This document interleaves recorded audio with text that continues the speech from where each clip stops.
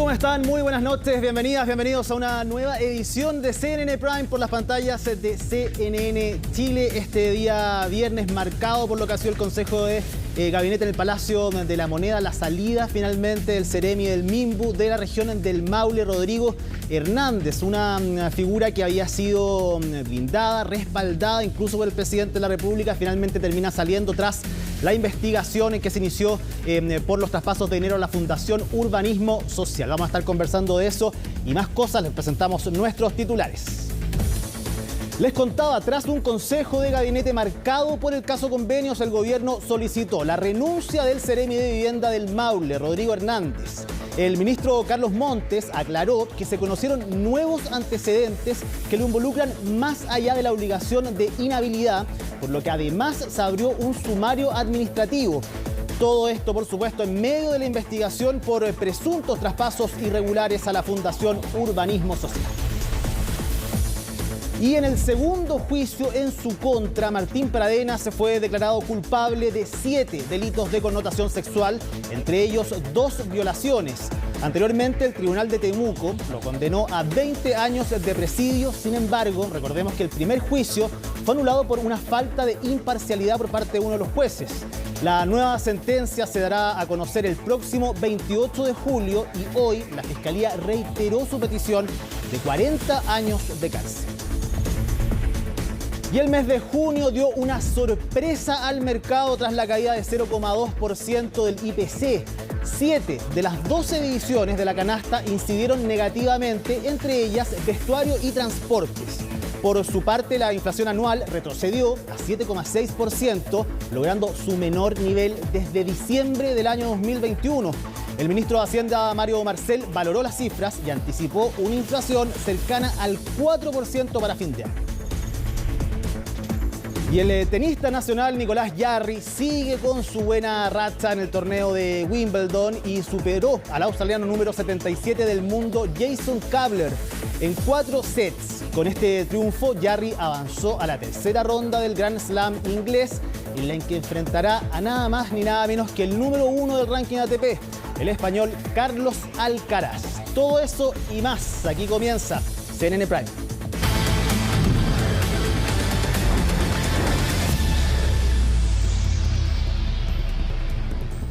Vamos a partir revisando las noticias que vienen desde Temuco. El tribunal de esa ciudad condenó finalmente a Martín Pradenas en el marco del segundo juicio oral en su contra.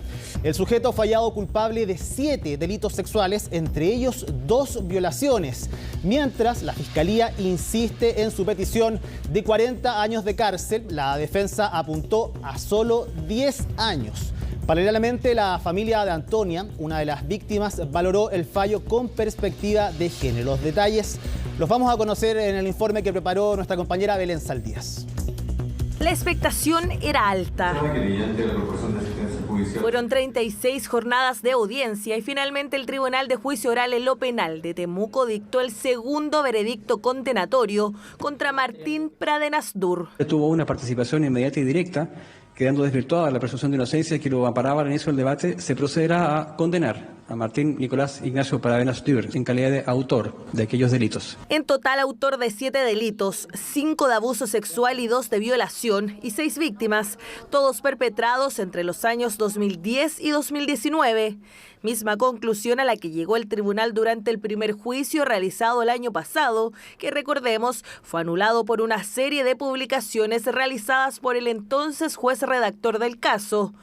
Una segunda instancia que contó con diversas pruebas testimoniales y periciales con las que finalmente el tribunal dio por acreditados los hechos, pese a que Pradenas insistió en su inocencia en los alegatos de clausura. El tribunal acogió nuestros argumentos expresados desde un comienzo del juicio, pero creo que lo más importante y lo que es relevante destacar es que el tribunal ha creído en cada una de las víctimas y qué es lo que hemos sostenido durante el desarrollo de este juicio. Importante fue el papel de las víctimas, porque además el juicio contó con perspectiva de género, cuestión que impide que el tribunal y los intervinientes hagan sus alegaciones e interpretaciones con prejuicios o estereotipos. Es un precedente que se sienta para los próximos casos donde existe una mirada tradicional. Los tribunales se están abriendo a nuevas perspectivas, como es la perspectiva género, pese a que ha estado guardada bastante tiempo, ¿cierto?, bajo los documentos de los tribunales. Por la suma de las penas de cada delito, el Ministerio Público solicitó una sentencia de más de 40 años. Por otro lado, la defensa de Pradenas apunta que no deben ser más de 10 años y un día. Nosotros hemos solicitado una pena por cada delito, postulando una acumulación material de pena. Respecto del hecho número 6, aquel que afectó a la víctima Antonia, hemos solicitado 2 penas porque los hechos que han sido imputados al señor Pradenas se refieren a 2 delitos distintos, el delito de abuso sexual y el delito de violación. En total, las penas que hemos solicitado suman 41 años de privación de libertad. Estos hechos tenían diferente penalidad, pero si consideramos todos ellos como una sola infracción, le permite al tribunal subir en un grado desde el mínimo de la pena y luego hacer las adecuaciones y que en definitiva la sanción no excediera de 10 años y un día de privación de libertad. Si es que el tribunal decide aplicar una pena única, como ocurrió en la primera sentencia y debido al número de delitos, el Ministerio Público apunta en subsidio a 20 años de cárcel. Lo que sí está claro es que no existen más instancias a las que puede recurrir Pradenas, puesto que el caso ya cuenta con 2 veredictos condenatorios. La ley solo permite un segundo recurso de nulidad cuando en la primera sentencia fue absuelto, digamos, y la primera también fue condenado. Entonces no hay otro recurso en contra de esta sentencia. Un caso que ha causado revuelo a nivel nacional, sobre todo por el hecho que originó la investigación y posterior juicio, la muerte de Antonia en octubre del 2019 y la lucha de su familia por la verdad. En esta nueva instancia esperan que se haga justicia por ella y por el resto de las víctimas. La pena obviamente no se termina, ni siquiera con la sentencia que le den, pero sí estamos tranquilos y esperando una sentencia, una condena en realidad que sea mayor a la del año pasado. Esperamos los 40 años. Cada una de las víctimas necesita su condena, digamos, sus años de justicia. No es posible en realidad que los puedan agrupar a todos porque no es un solo delito. En la misma línea, desde el Ministerio de la Mujer valoraron el nuevo veredicto contra Martín Pradenas, señalando que se contactaron con la familia de Antonia y que esperan que se mantenga este estándar en casos similares. Esta investigación demuestra el aprendizaje creciente respecto a la aplicación de la perspectiva de género y que se espera que en el futuro las mujeres de Chile esperan que a futuro no se dude de su palabra al momento de recibir una denuncia. La lectura de la sentencia quedó fijada para el viernes 28 de julio a las 13 horas. Hasta esa fecha, Martín Pradenas se mantendrá en el centro penitenciario de Nueva Imperial.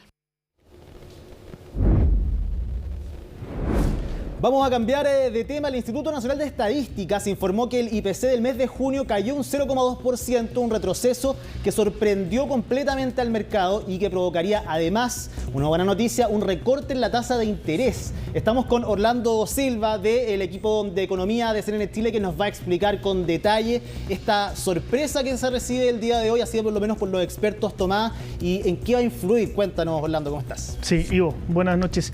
Mira, es una noticia, una buena noticia en todos los sentidos. Es una buena noticia para los bolsillos de los chilenos, es una buena noticia para la economía. Es una buena noticia por donde se le mire, porque tiene varios efectos. Primero, no solamente es una baja, un IPC que es menor al que esperaba el mercado, sino que además es un IPC negativo, es decir, que nos indica que los precios bajaron. Y eso de alguna forma viene ya a confirmar una tendencia que ya se venía viendo, pero de alguna forma esto ya lo viene a confirmar de que las presiones inflacionarias ya vienen bajando. Yo te quiero invitar primero que todo a revisar una gráfica que preparamos, donde se va a poder ver claramente esta tendencia de los IPC mensuales y donde vamos a ver de cierta forma cómo se van comportando los precios mes a mes. Veamos la gráfica. Acá, Ivo, tú puedes ver que ya en esta época del año, pero del año pasado, estábamos con IPC de 0,9%, de 1,4%, IPCs altísimos. Altísimos, sí. Altísimos. Y de ahí en más ya se puede ver que empiezan a bajar lentamente, pero con varias sorpresas. En noviembre hubo una subida nuevamente en enero, acá en marzo, por supuesto, y ya en 2023 empezamos a ver las primeras sorpresas. En febrero tuvimos el primer IPC negativo. Ahora en junio un segundo IPC negativo, cosa que es muy raro de ver en un mismo año.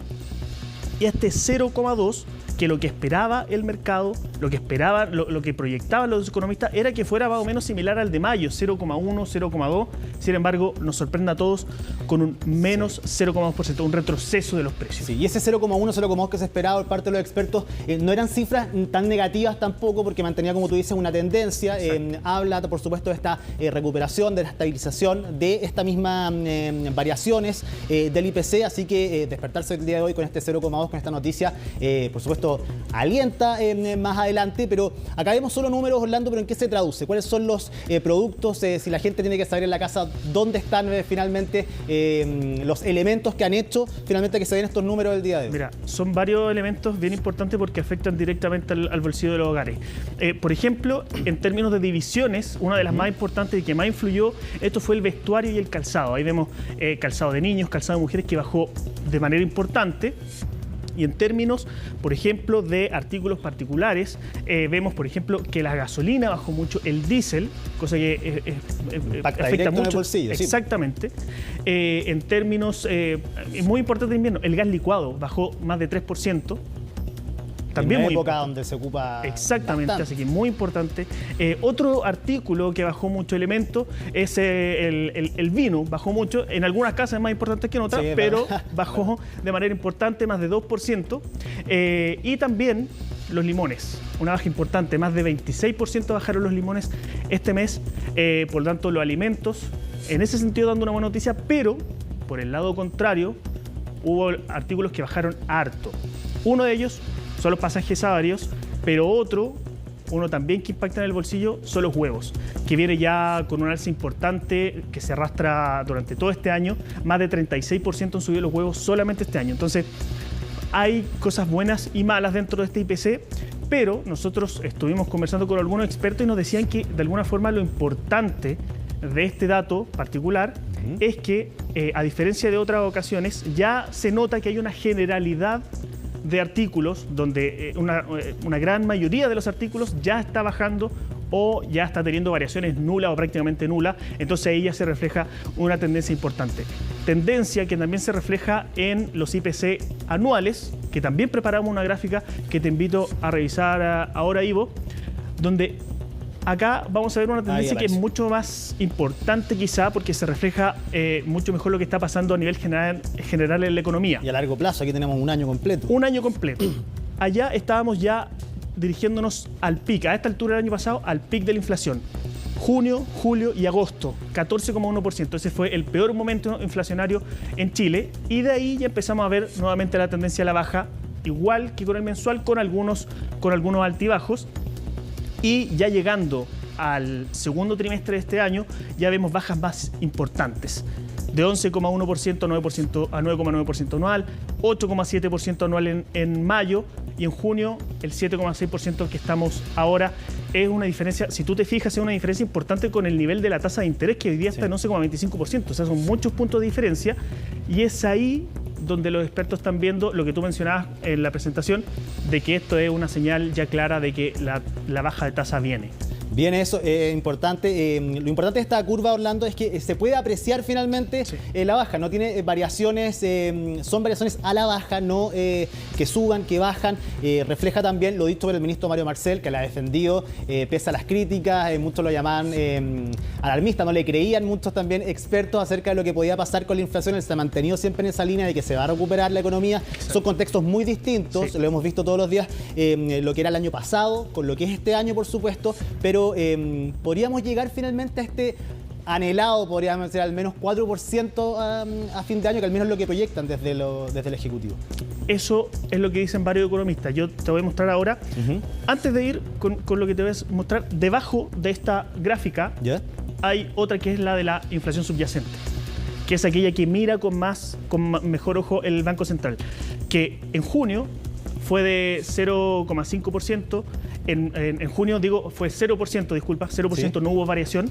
En mayo fue 0,5%, en abril alrededor de 0,7% y ya a principios de año ya nos acercamos al 1%. Entonces esa línea también va bajando y eso es lo que es el Banco Central. Lo que estamos viendo ahora es, lo que los analistas están viendo es ya cuánto podría llegar la inflación a fin de año, porque después de este dato los pronósticos han cambiado radicalmente, desde lo que fue el inicio de semana. Las expectativas de inflación y de tasa de interés han cambiado. ¿Sí? Y por eso te quiero invitar a escuchar el análisis que hizo el Sergio Lehmann, economista jefe de BCI en Agenda Económica hace pocos minutos atrás, reflexionando sobre ambas cosas, sobre las proyecciones de inflación y también lo que podría pasar con la tasa de interés. Veamos. A ver, antes de conocer el dato de inflación, apuntábamos a una rebaja de 75 puntos base, pero lo que nos está mostrando el dato de junio, si bien no es cierto es un dato puntual, pero que probablemente se va a continuar viendo, digamos, un descenso importante, digamos, en la base anual hacia los siguientes meses, nosotros hoy día estamos apuntando, ¿no es cierto?, a que el recorte podría ser efectivamente de 100 puntos base. Creemos que efectivamente para septiembre vamos a tener un descenso, un recorte de una magnitud similar. Hoy día hay espacio efectivamente, como señalaba, para rebajas algo más aceleradas, las que se preveían hace algunos meses atrás. La inflación va a ir reduciéndose de manera bastante rápida y hacia fin de año probablemente vamos a tener una inflación cercana a 4% y no es descartable algo por debajo de 4%. Ya, menos de 4% sería noticias maravillosas para la economía del país. Lo hablaba Sergio Lehmann también. Se espera ya entonces una baja, no una baja sustancial, una baja importante en la tasa de política monetaria. Podríamos tener noticias pronto. Sí, ya habían señales después de la última reunión de política monetaria donde fue dividida, algo que no se veía hace mucho tiempo. Sí. Entre los economistas también estaba dividida en esa ocasión la opinión de si correspondía una baja o no. Ahora la opinión es mayoritaria. Se viene la baja. Se viene la baja a fin de mes, el 28 de julio, cuando sea la reunión. Fuerte. El debate es ese, es la magnitud. Hay proyecciones que dicen desde 0,5% y hay otras que llegan hasta el 1%. O sea, ese es el rango que se podría estar moviendo el Banco Central. Eso solo lo vamos a ver una vez que sea que ocurra la reunión de política monetaria que yo te comentaba a fin de mes. ¿Cuál va a ser la magnitud? Vamos a tener que revisar la minuta de política de la reunión que aparece para ver cuáles son los análisis que hacen los consejeros del Banco Central.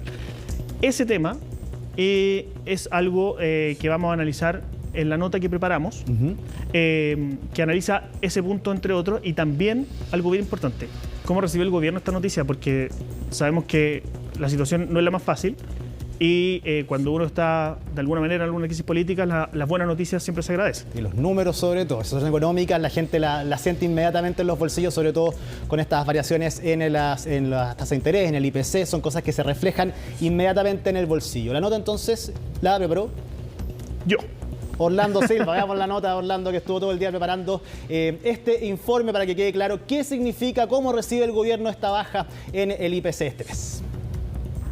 En época de alta inflación, que el IPC caiga es toda una rareza, más aún que esto haya ocurrido ya 2 veces este año.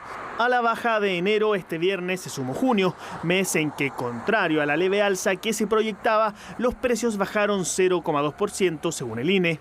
Sorpresa positiva que, en medio de la mayor crisis política de este gobierno, fue recibida con mucho alivio por el ministro de Hacienda. Por supuesto que es una buena noticia para las chilenos y chilenos que han sufrido las consecuencias de la inflación durante los meses pasados. Reafirma que lo que se ha estado haciendo en materia macroeconómica ha sido lo correcto. Por productos, vemos que el descenso de la gasolina sigue siendo clave por su impacto en el bolsillo de las personas y en toda la cadena productiva del país. También aportó la baja de casi 25% en el precio del limón.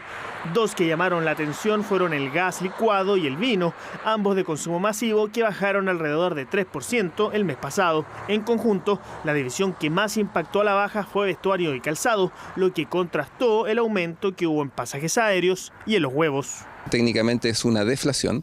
Esto significa que los precios han ido retrocediendo durante el mes de junio. Responde un poco a la desaceleración de la economía con el dato que nos informaron el día lunes. Entonces, la buena noticia es que al continuar disminuyendo la inflación, los ingresos reales de las familias ven una expansión. Lo más interesante de los datos del INE es que lo que vemos es que las bajas de precios son transversales a casi todos los sectores. Hay algunos sectores donde apreciamos bajas mayores, en particular el sector transporte, lo cual probablemente se explica por la baja en el precio del petróleo. Otro efecto que aparece con claridad en los datos es que los bienes durables están mostrando tendencia a la baja de precios, lo cual de alguna manera también se explica por el menor ingreso disponible. Como una baja del IPC es inusual, también lo es su efecto inmediato, que caiga la UF. En concreto, será un descenso de 72 pesos hasta el 9 de agosto. Aparte, lo positivo también es que bajan precios de seguros, dividendos, gastos en educación y todo lo indexado a la unidad de fomento. También habría un cambio en el uso de instrumentos de ahorro e inversión. Así como en un periodo de alza de la inflación, ¿cierto? Se tiende a usar más la UF. Ahora, afortunadamente, creo que con la dirección que está teniendo la inflación, la necesidad de usar la UF va a reducirse y vamos a volver a una situación más similar a la que estábamos acostumbrados en años anteriores. Sin duda, lo que muestran las cifras del IPC es que el efecto expansivo de los retiros, del IFE y de todos los programas de ayuda de años anteriores ya está desapareciendo. El año pasado Chile tuvo muchas fechas históricas por la enorme inflación. El 1,9% de marzo fue el mayor IPC mensual de la historia, que fue gran factor para que en agosto el acumulado anual sumara 14,1%, otro récord. ¿Qué provocó eso? La también histórica decisión del Banco Central de llevar la tasa de interés a su máximo de 11,75%. Ese nivel, que debutó el 13 de octubre, bajará sí o sí este 28 de julio. En el mercado ya no hay dudas que en esa reunión el ente emisor recortará la tasa de interés. Esto también motiva al Banco Central a reducir la política monetaria de este 11,25%, probablemente a fin de mes se reduzca en 50 puntos base o incluso más, lo cual sería una muy buena noticia. Recordemos que el día de ayer se publicaron las minutas de la última reunión de política monetaria, lo cual, sumado a una votación que ya estuvo dividida en la última reunión, hace un poco más concreto un escenario de potencial recorte de tasas, el cual podría bordear el 25 o 50 puntos básicos. Somos conscientes de los costos que conlleva el proceso de ajuste de la economía, con tasas de interés que se mantienen aún en altos niveles. Como señalé hace algunos días, equivocarnos en esta última etapa, la cual recién se inicia, puede resultar costoso. El camino que hemos recorrido es largo y está dando frutos. Como vemos, el debate del mercado está en cuánto bajará la tasa del Banco Central a fin de mes. Las apuestas van entre 50 y hasta 100 puntos base, un proceso de normalización monetaria que también es visto con esperanza para estimular la estancada actividad económica del país. Ahí está entonces la nota preparada por nuestro compañero Orlando Silva. Importante bajar el UF también, eso es importante para los chilenos, una vilipendiada UF, muchas veces, aparte del año donde odiamos la UF, ahora hay que quererla un poquito más. Pues. Sí, la UF básicamente sirve para protegerse de la inflación un poco. Sí. Hay países que lo hacen, por ejemplo, dolarizándose. En el caso de Chile lo hacemos con la UF. En este caso va a haber una pequeña baja, y lo decía la nota, 72 pesos aproximadamente hasta agosto, y lo que va a influir en hartos contratos, lo relacionado a la educación, que muchas veces están en UF, los arriendos también, los dividendos y bueno, muchos otros contratos, así que por ahí se van a ver al menos un descanso para los bolsillos. Buenas noticias económicas entonces, sí. Orlando, esperemos que se mantenga así. Y en el horizonte se ve que ese 4% está ahí a fin de año esperándonos. Ojalá se cumpla esa proyección. Sería buena noticia para todos. Orlando, muchísimas gracias por este informe. Nos vemos. Nos vemos, Ivo. Siga estudiando los números. Y nosotros vamos a cambiar de tema y les vamos a contar acerca de una reunión, un nuevo consejo de gabinete que se realizó hoy día en el Palacio de la Moneda, liderado por el presidente de la República, Gabriel Boric, pero que esta vez tuvo, sin lugar a dudas, un tema principal, que es el caso convenios. Y en paralelo, figuras de la exconcertación advierten las consecuencias que podrían generar estos hechos a la administración actual. Vamos a revisar todos los detalles en el informe que preparó Macarena Román. Vamos a ir al café y en la segunda parte vamos a tener conversación política de temas varios, como suele ser todos los consejos. Fue el anuncio que marcó el inicio del Consejo de Gabinete, que se desarrolló en medio de la crisis desatada por el llamado caso Convenios, un consejo que se extendió por casi 4 horas con un mensaje claro. Si nuestro gobierno muestra en la manera de actuar que no vamos a encubrir nada, que cada antecedente vamos a hacer que se investigue, que vamos a buscar las responsabilidades, que nos vamos a ocupar chivos expiatorios, que vamos a corregir las ventanas que potencialmente permitieron esas irregularidades, vamos a haber devuelto a la ciudadanía las razones de su confianza. Confianza que se ha visto empañada por investigaciones, peticiones de renuncias y cuestionamientos políticos, temas abordados por el presidente y sus 23 ministros que recoge el oficialismo. Históricamente, la centroizquierda ha logrado ponerse de acuerdo y eso es lo que vamos a hacer ahora, no solo para enfrentar este problema de, como han llamado el caso convenios, que es un problema de corrupción finalmente, sino que para enfrentar lo que requiere el país. Yo espero que podamos superar este momento que estamos viviendo y podamos tener poder salir luego de esta crisis. Una crisis que tiene al presidente de Revolución Democrática entre los más cuestionados. El senador Juan Ignacio Latorre ha perdido confianza como interlocutor dentro del oficialismo, mientras su partido es indicado como el responsable de la crisis de los convenios. No tengo nada más que agregar a lo que dije. ¿Se entiende que no voy a hablar ahora? Todas las investigaciones de carácter administrativo, todo lo que pueda hacer la justicia y con la colaboración de este gobierno contribuyen a la verdad, independientemente del sector político que toquen. En eso tenemos que tener un solo estándar.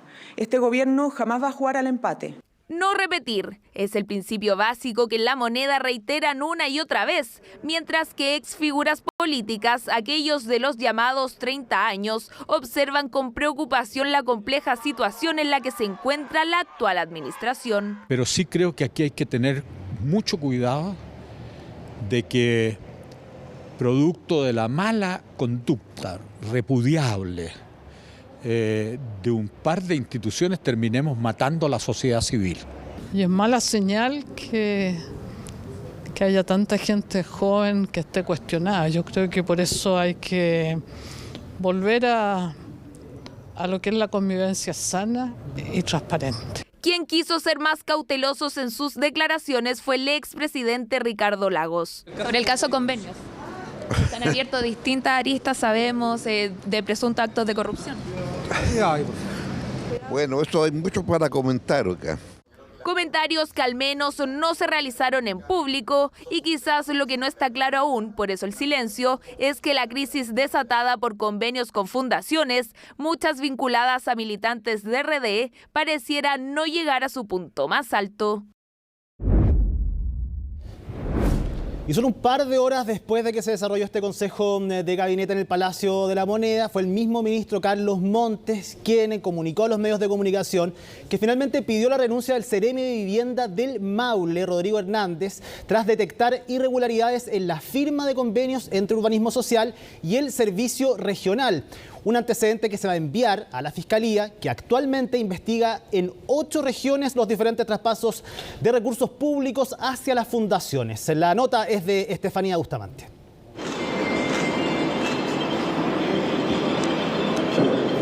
Más alejado de la crisis, pero no por ello ajeno a las investigaciones del MIMBU, especialmente la que buscaba determinar la fecha en que el Seremi del Maule se inhabilitó para firmar un convenio con Urbanismo Social. Él aparece involucrado más allá de la obligación de inhabilidad que tiene. Por eso se le pidió la renuncia a Rodrigo Hernández, tomando en cuenta antecedentes que hace más de una semana no estaban en el escritorio del presidente. Si esos antecedentes cambian, evidentemente uno puede reconsiderar, pero con los antecedentes que tengo hasta la fecha, ni el Seremi del Maule ni Daniela Dresner tienen responsabilidades políticas que pagar. Además, se detectó que Urbanismo Social, a través de una entidad patrocinante, firmó un convenio con la Seremi del Maule en 2018, cuando Hernández ejercía como director del área jurídica. Sin embargo, en 2022, y ya como autoridad de gobierno, renovó aquel traspaso. Por años yo he trabajado en los temas de vivienda en el Parlamento y de otras maneras.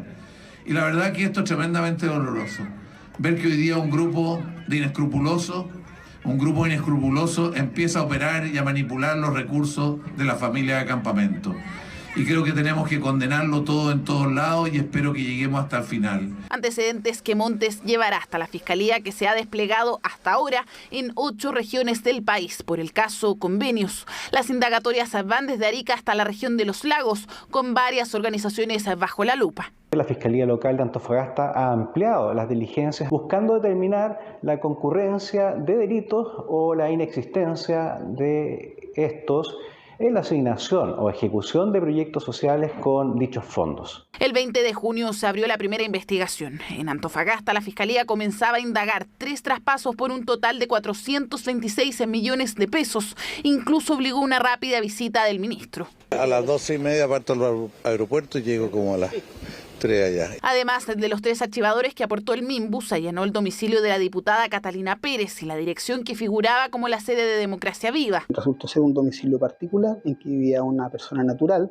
No funcionaba la Fundación Democracia Viva y no había ningún antecedente. Poco tiempo después, el foco se puso en la 10ª región por los traspasos del gobierno regional hacia al menos 3 corporaciones. Si bien el monto aún no está delimitado, se habla de más de 8.000 millones de pesos.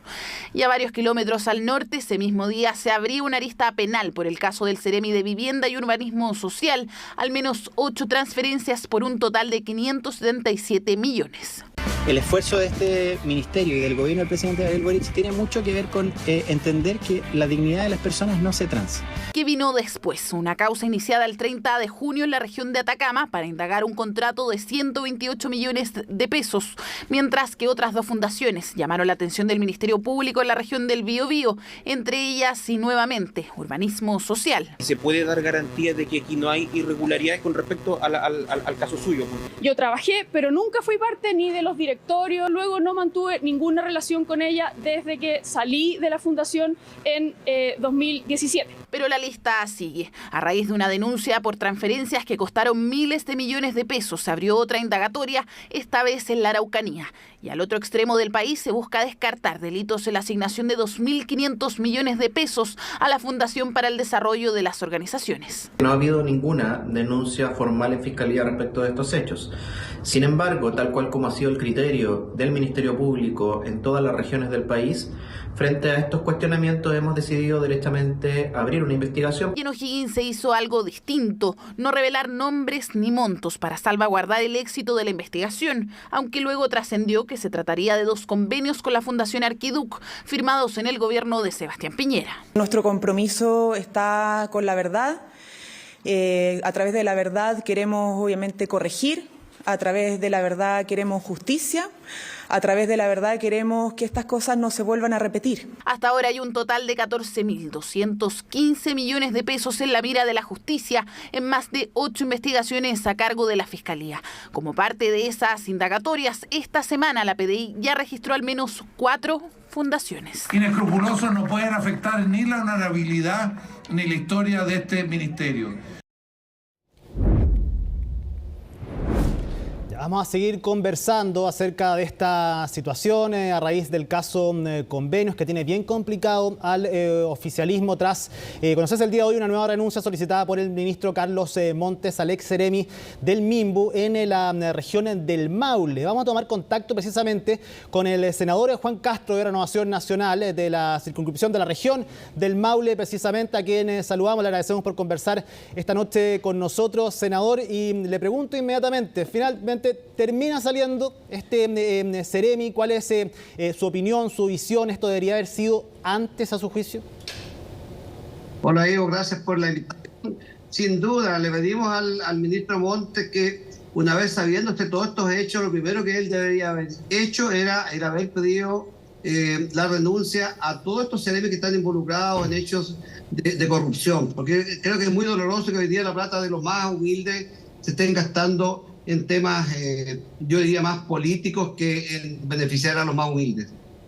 En ese sentido, para usted la figura de este Seremi queda cuestionada inmediatamente cuando se conocieron los primeros antecedentes, viene de sus mismas palabras, termina mintiendo también porque se reconoce otro caso de inhabilidad en el que no lo hizo, no lo realizó, en el que se favorece finalmente a una fundación donde él era director jurídico. ¿En qué posición queda, según usted, finalmente la confianza con los ministerios, sobre todo con el Ministerio de Vivienda, por parte de la gente, en un tema tan sensible como usted dice que es, por supuesto, el de las casas, el de las viviendas en nuestro país? Mira, sin duda que aquí el Seremi le mintió al presidente, le mintió al ministro, y eso es muy doloroso porque creo que son personas de confianza. Entonces, el ministro, como digo, desde un comienzo debería haberle pedido la renuncia cuando se conocieron estos hechos, porque la verdad que eran muy contundentes y muy dolorosos para todos nosotros, que hoy día lo que más queremos es que los recursos de todos los chilenos sean bien gastados. La posición del presidente Elsa Apura, ¿cree usted, senador, en el momento de respaldar a Rodrigo Hernández, también a la delegada presidencial de la región del Biobío, Daniela Dressner, hace algunos días después se termina sabiendo finalmente que no se había inhabilitado, se suspendió, se hizo una investigación sumaria, ahora un sumario definitivamente con la salida? Para usted, la posición del presidente, la forma en que ha enfrentado el presidente este tema, ¿qué le parece? Sin duda que el presidente inicialmente defendió a estas personas. Obviamente que queda muy mal parado porque seguramente ellos son muy amigos del presidente. Entonces aquí le fallaron al presidente y le fallaron a todos los chilenos. Y lo que más duele, como digo, que los recursos que son tan difíciles de conseguir sean mal usados. Y lamentablemente la gente que hoy día está esperando por años una vivienda no puede lograr obtenerla producto de que los recursos no están bien canalizados, y eso duele mucho. ¿Y ustedes tienen más antecedentes de otras reparticiones de gobierno, quizás que hayan ejecutado traspasos directos de dinero a alguna fundación en particular? ¿Conocen más casos, detalles, han solicitado mayores informaciones?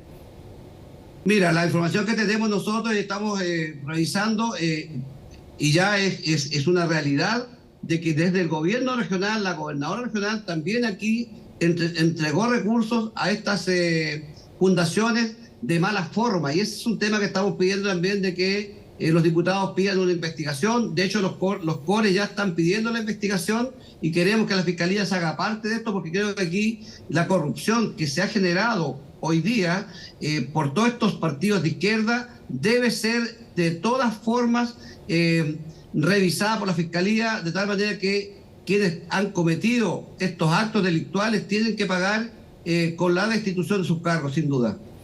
Para usted, bueno, en estos momentos se están investigando, evidentemente han hecho muchísimas noticias estos casos relacionados con figuras oficialistas del gobierno del presidente de la República, Gabriel Boric, de los partidos que componen ambas coaliciones de gobierno, en específico del Frente Amplio de Revolución Democrática, pero ¿usted cree que esto podría ir más allá? Porque efectivamente los decretos de ejecución de esta entrega, esta potestad que tienen desde los ministerios para derivar en las Seremis, no nace en este gobierno precisamente, sino que en el anterior también. ¿Usted teme que quizás a su sector también se pueda ver afectado con esta apertura enorme de investigaciones ya en 8 regiones del país? Ivo, yo soy partidario de que se investiguen todos los periodos que sean necesarios para establecer realmente si el uso de los recursos de todos los chilenos es bien usado.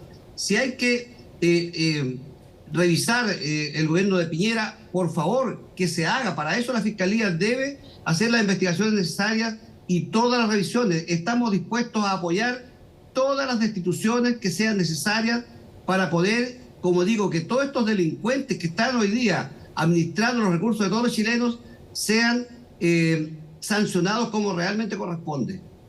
Este discurso, bueno, muchos ha comentado desde la irrupción del Frente Amplio, esta fuerza joven que irrumpe con fuerza, que terminan finalmente eligiendo un presidente de la República, el más joven de nuestra historia, con muchos ministros también bajo los 40 años de edad. Venían con un discurso de renovación, precisamente, de prácticas antiguas. Mucho se discutió acerca de esta del estatus moral de los representantes del gobierno. Para usted, ¿se derrumba finalmente uno de los pilares más fuertes con los que llega el presidente a la moneda? Sin duda que se derrumba mira, la superioridad moral que dijo Jackson, la verdad que hoy día está en el suelo. Uno siempre espera como democrático que al presidente siempre le vaya bien. Todos queremos que al presidente le vaya bien. Todos queríamos lo mejor para el país. Pero hoy día, la verdad que estos hechos nos empañan, nos duelen. Creo que se pierde la confianza en la clase política. Hoy día tenemos una crisis muy grande nosotros como clase política, como administración del Estado, y es un tema que debemos ser capaces de poder ordenar. Yo se lo he pedido a mis colegas senadores muchas veces que debemos ser capaces de poder empezar a ver cómo somos capaces de entender lo que la gente hoy día espera de nosotros. Yo tengo claro que hoy día la gente espera que nosotros hagamos un trabajo bien hecho, que nos pongamos de acuerdo, que busquemos cómo le mejoramos la calidad de vida. Y nada de eso sucede. Por eso yo me siento con mucho dolor, porque estamos en un cargo de poder, pero todos estos hechos empañan realmente la función política, la función pública, que es tan importante para administrar el Estado de Chile. Oiga, para usted está claro que el gobierno no manejaba estos antecedentes. A mitad de semana se armó una polémica por una declaración del presidente de la República. Finalmente esto tuvo que ser explicado por otros ministros. Le pregunto a usted, ¿cree efectivamente en esta versión del Ejecutivo de no haber tenido estos detalles antes de la publicación del medio Timeline de Antofagasta? Mira, yo la verdad que no creo eso. Eso es muy difícil. Mira, las autoridades, los jefes normalmente saben lo que está sucediendo. Obviamente que era muy doloroso que uno de los jefes iniciara esta investigación sin colocar en la justicia los antecedentes. Pero, mira, yo tengo la mejor opinión de Carlos Montes. Trabajé con él 2 años como en la Comisión de Vivienda del Senado, pero yo creo que esto lo sobrepasó. A mí me encantaría que Carlos hoy día tomara más decisiones hoy día en pos de la transparencia. Y también le critiqué a mis colegas senadores cuando se van a sacar una foto para poder respaldarlo, para que el presidente no lo destituya a él. Yo creo que Carlos es una persona seria, una persona confiable, pero estos hechos, él tiene que tomar decisiones. Si los jefes están para tomar decisiones, duela o no duela, hay que tomar las decisiones que sean necesarias para esclarecer la verdad. La transparencia está por sobre todo. Igual hay que decir que hay voces en su sector, en la oposición, que han incluso visto la idea, la posibilidad de levantar una acusación constitucional contra el ministro Carlos Montes, al menos por la falta de comunicación evidente que había al interior del Ministerio de Vivienda. Para usted, la salida de Carlos Montes en medio de esta crisis política, ¿ayudaría a descomprimir la presión que hay, o tiene que ser él el que lidere finalmente todas estas investigaciones y descubrir finalmente hacia dónde están esos dineros, recuperar esos dineros, entregar toda la información que se pueda recabar? Ivo, lo más importante que uno espera de que la autoridad sea capaz de tomar decisiones, y sin duda que Carlos Montes vale mucho más tomando decisiones que llevándolo a un plano de destitución. Yo creo que aquí las cosas hay que hacerlas bien, y para mí Carlos es una persona que yo confío en él, pero yo espero que él tome decisiones. Yo entiendo también la responsabilidad que podría tener al ser el líder de la cartera, pero también se ha hablado desde la oposición, e incluso algunas voces en el oficialismo, de acusar constitucionalmente también al ministro de Desarrollo Social, Giorgio Jackson. ¿Esto por qué? ¿Por responsabilidades por estos casos, por cosas pasadas, por ser uno de los líderes de Revolución Democrática? Mira, yo no soy partidario, Ivonne, yo no soy partidario de estarle pidiendo a los ministros llevarlos a una acusación constitucional, porque creo que eso se transforma en una chacota. Si aquí lo que más queremos nosotros, que quienes están a la cabeza de la administración del Estado, den la confianza, que son capaces de tomar decisiones, que es lo que se necesita. Sí, a mí no me cabe ninguna duda que ellos son personas que quieren lo mejor también para el país, pero lamentablemente están mal acompañados de personas que tenían una hambre por poder meter las manos a los recursos públicos, y eso sin duda que le hace mucho daño a la administración del Estado, a la administración del presidente y obviamente a la credibilidad de toda la clase política. ¿Y qué tipo de decisiones son las que usted espera, por ejemplo, del ministro Carlos Montes? Ha hablado, lo ha dicho en un par de oportunidades ya en esta entrevista, que usted espera que el ministro tome decisiones, no que se discuta acerca de si es que debería salir o no. ¿Cuáles son esas decisiones? Y saber si es que usted cree que lo ha hecho bien en estas últimas semanas el ministro Carlos Montes.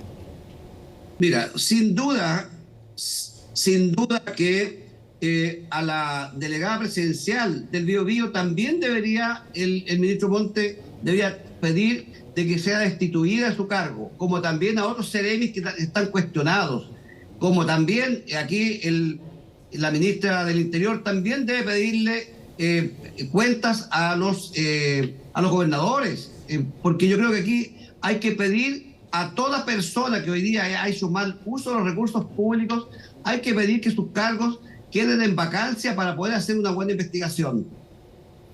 Para usted, ¿cómo sale el gobierno de esta crisis? Usted es de oposición, efectivamente, muchas veces muy crítico con lo que ha sido este gobierno. ¿Cómo se sale de una crisis así, senador?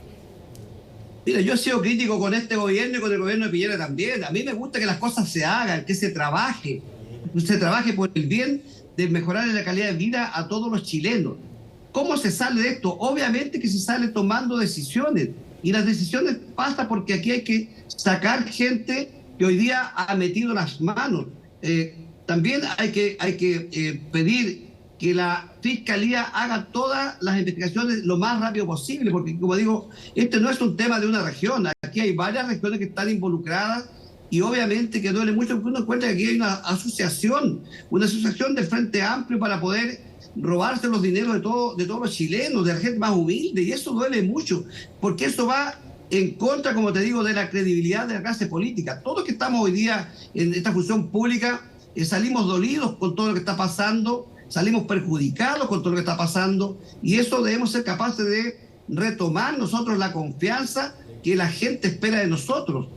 Y si eso se hace tomando decisiones y colocando a las personas que han cometido estos delitos, estos hechos, al lado, de tal manera que la investigación sea lo más sana posible. Para usted, el fiscal nacional se debería hacer cargo de esta investigación. Se lo han solicitado, él ha dicho que por ahora no, él tiene una atribución constitucional que le permitiría tomar esta causa. ¿Cuál es su opinión al respecto? La opinión mía con el fiscal nacional, que él tiene todas las atribuciones para poder delegarle a sus fiscales regionales que hagan las investigaciones. Si él es el jefe y el jefe no puede eludir responsabilidades. Aquí estamos viviendo un momento muy complejo, muy difícil, y el fiscal nacional para mí tiene todas las facultades de tomar decisiones y mandar a su gente a trabajar.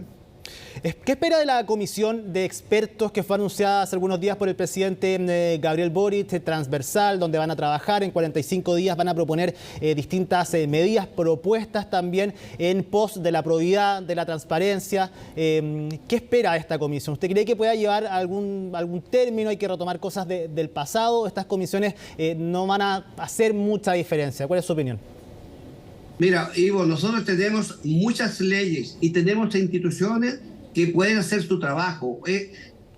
Lo que hizo el presidente ahí es desviar un poco la atención. Si todas estas comisiones no nos van a enseñar nada. Si aquí tenemos leyes, nosotros tenemos instituciones que tienen atribuciones para fiscalizar y si hay alguna ley que hay que mejorar, obviamente que están todos los caminos para poder hacerlo. Entonces, no es necesario formar estas comisiones porque es solamente desviar la atención y eso a mí no me parece justo. En medio de esta crisis política, de estos traspasos de dinero, senador, algunas voces de su sector también han apuntado a condicionar el apoyo al pacto fiscal que va a proponer el Ejecutivo ya a fines de este mes, principio del próximo mes. ¿Cuál es su posición? ¿Esto afecta a estos casos de corrupción que hemos visto, estas investigaciones por denominados casos convenios? ¿Podría afectar la decisión o van por carriles distintos? Mira, deberían ser carriles diferentes, pero ¿qué es lo que sucede?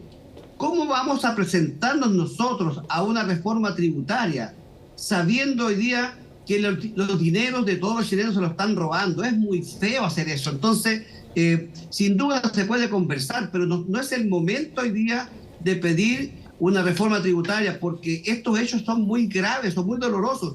Estamos hablando de mucho dinero, y cuando tú haces una reforma tributaria, te aseguro que no es tanto el dinero que se va a recaudar, y es incierto en cierta medida. Estos son dineros que están definidos, que están claros, y a mí de verdad que hoy día no están los tiempos para iniciar una reforma tributaria por todo esto hecho. Creo que esta corrupción le ha hecho mucho daño a la administración del presidente Boric precisamente por lo que tú estás planteando.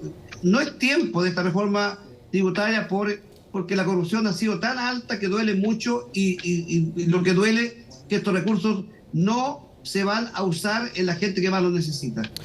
Para terminar, senador, le pregunto su opinión, su posición frente al viaje a la próxima gira del presidente Gabriel Boric. Hoy día fue ratificado por el canciller Alberto Van Claveren, por la misma ministra Carolina Toá, la ministra Camila Vallejo. Para usted, que el presidente salga ahora del país en una gira que está planificada con meses de antelación en medio de esta crisis, ¿es positivo, negativo, no influye?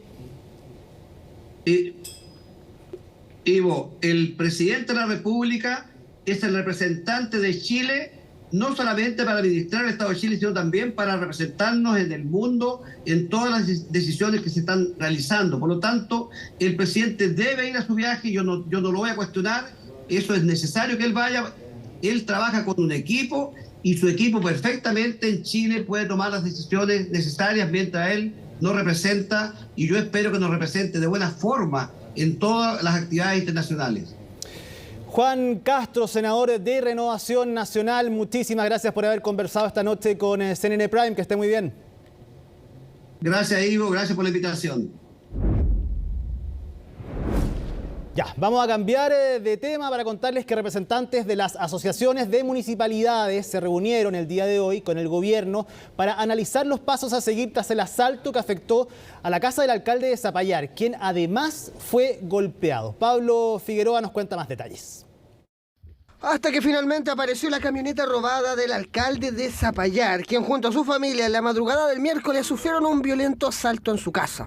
El hecho ocurrió a eso de las 3:15, cuando un grupo de 5 sujetos irrumpió el inmueble en el condominio La Higuera, donde el jefe comunal estaba durmiendo junto a su esposa y sus 3 hijos. Horas después, el vehículo que había sido sustraído apareció en el parque intercomunal de Reñaca Alto de Viña del Mar, quedando aparentemente quemado con acelerante. Por el estado que se encuentra el vehículo, claramente podrían haber utilizado algún tipo de acelerante, ya que el vehículo quedó totalmente siniestrado en el lugar. El asalto afectó a la casa del alcalde y la de su vecino, y en el hogar de Gustavo Alessandro y los antisociales sustrajeron celulares, tarjetas de crédito, además del vehículo.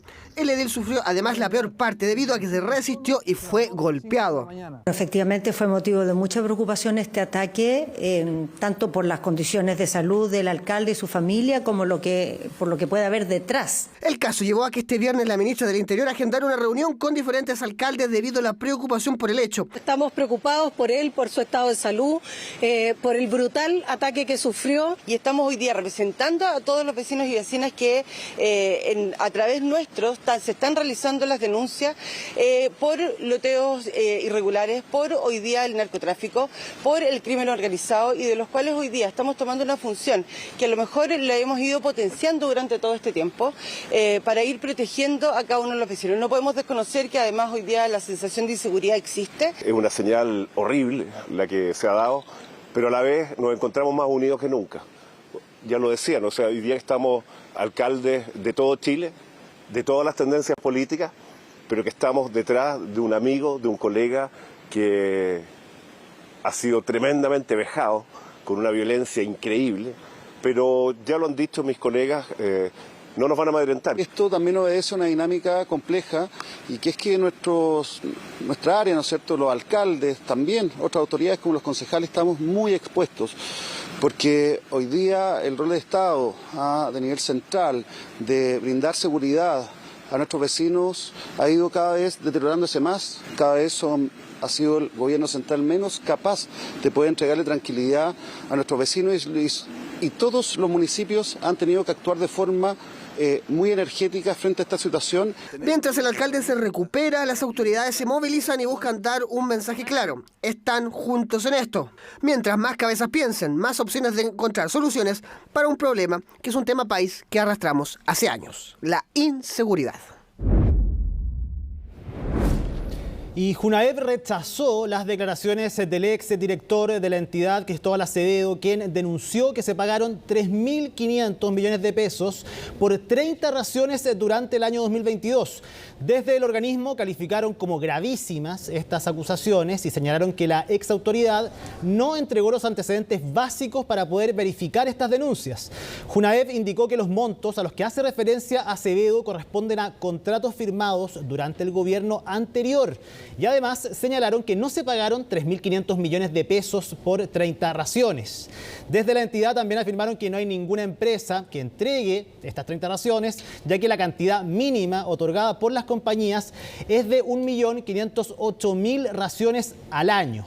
Finalmente, la Junaep aseguró que solicitaron a la Contraloría investigar los procesos de pago del programa de alimentación escolar para así despejar cualquier tipo de duda. Lo más preocupante es un pago de 3.500 millones de pesos frente a un servicio que solamente se entregaron 30 raciones. Entonces pareciera ser, si bien hay un sistema de pago fijo, pareciera ser bastante desproporcionado pagar por una pequeña cantidad tal volumen de recursos. Yo no tengo otro interés que transmitir información que recibí y que personalmente también pude chequear su veracidad. Esa asignación de raciones debería corresponderse a un servicio efectivamente entregado y en este caso este servicio no se entregó o solo se entregaron 30 raciones. La acusación es irresponsable e infundada, pues no presentó ningún documento ni antecedente que respaldara sus dichos. Los contratos que él señaló y sus montos fueron licitados y adjudicados en el año 2021 y en febrero del año 2022, o sea, antes de la llegada de este gobierno. No es posible pagar por 30 raciones 3.500 millones de pesos. Desde el año 2022, todos los contratos han sido revisados y tomados de razón por Contraloría General de la República. Y frente a las diversas acusaciones y la falta de antecedentes, es que le hemos solicitado nosotros a la Contraloría que nos haga una auditoría para poder despejar cualquier duda que pueda existir sobre el proceso de pago de asignación del programa de alimentación escolar. A pocos meses de la conmemoración de los 50 años del golpe de Estado, la Moneda podría reabrir la histórica puerta de Morandé 80. Dicho acceso ha permanecido cerrado desde hace 8 años. Los detalles en la nota de Francisca Cárdenas. Puerta al este de la Moneda, conocida como Morandé 80, principal símbolo del palacio y un punto de encuentro donde se recuerda cada año a las víctimas de la dictadura cívico-militar que asoló a Chile durante 17 años. Este 11 de septiembre podría volver a abrirse tras 8 años cerrada para conmemorar los 50 años del golpe de Estado en el país. Era la puerta de entrada a la Moneda en cuanto residencia de los presidentes, de hecho vivieron ahí hasta 1958. Entonces tiene toda una carga simbólica, republicana, asociada a la institucionalidad presidencial. Entrada histórica que era utilizada por el presidente Salvador Allende, de ahí incluso fueron sacados sus restos y luego fue clausurada por Augusto Pinochet. 30 años después, el 11 de septiembre de 2003, el expresidente Ricardo Lagos la abrió durante una ceremonia televisada. ¡Salga el hombre!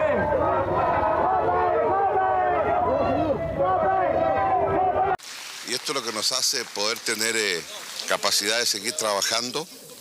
Hay una posta que se releva hoy día.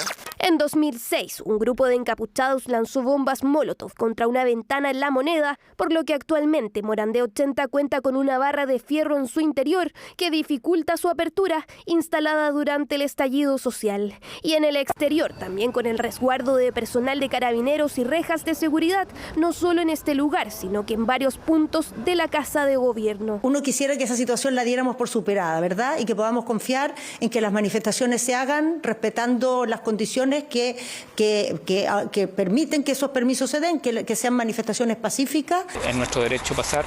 En otros años anteriores habíamos pasado por Santo Domingo hacia el cementerio general, pero este año en conmemoración de los 50 años solicitamos esta petición y fue muy receptivo el presidente. Estos símbolos en esta conmemoración son fundamentales y pensamos que tiene toda la voluntad el gobierno en cuanto a acceder a esos derechos que lo hemos ganado con estas movilizaciones conmemorativas pacífica. La dictadura dejó miles de víctimas, entre ellas ejecutados políticos, detenidos desaparecidos y personas que sufrieron prisión política y tortura, según las comisiones de verdad. Y Morandé 80 fue testigo de distintos hechos. Si va a traer problemas, mejor que no, pero a mí me gustaría. Bien, o sea, sería interesante ver que actualmente ya no vemos eso, entonces como que sería algo bonito para el público, los que vivimos en Santiago y para los turistas. Lo que más espero es que se conmemore más la paz, eso.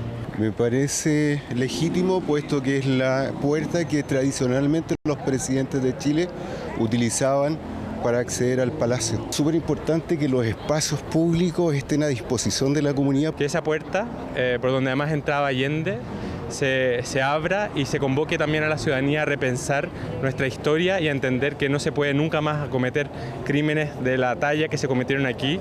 La puerta fue construida en 1906 por el presidente Pedro Montt, quien antes de trasladarse a La Moneda mandó arreglar las habitaciones del palacio y abrió una puerta hacia la calle Morandé. La razón, poder entrar de manera informal y no recibiendo el saludo protocolar de honor de la Guardia Presidencial. Esa es una puerta que no da a ninguna parte porque cambió el sentido del palacio. Entonces, pero esa puerta se abrió de una manera también simbólica. Yo creo de que debiera abrirse lo antes posible. Hay algunas razones de orden público, por ejemplo, donde la policía tiene que cerrar algún espacio, pero eso no se puede convertir en un cierre permanente. Un lugar lleno de historia que podría ser parte de los recorridos que se realizarán el próximo 11 de septiembre para conmemorar los 50 años del golpe de Estado, para lo cual habrá también un plan de seguridad. Durante los últimos años, esta petición fue denegada por parte de distintas autoridades de turno. La Administración de Alimentos y Medicamentos de Estados Unidos aprobó el primer fármaco para el tratamiento del Alzheimer. Se trata de Leqembi, un medicamento que es capaz de ralentizar en un 27% el curso del deterioro de la memoria. Natalia Muñoz nos explica más en la siguiente nota.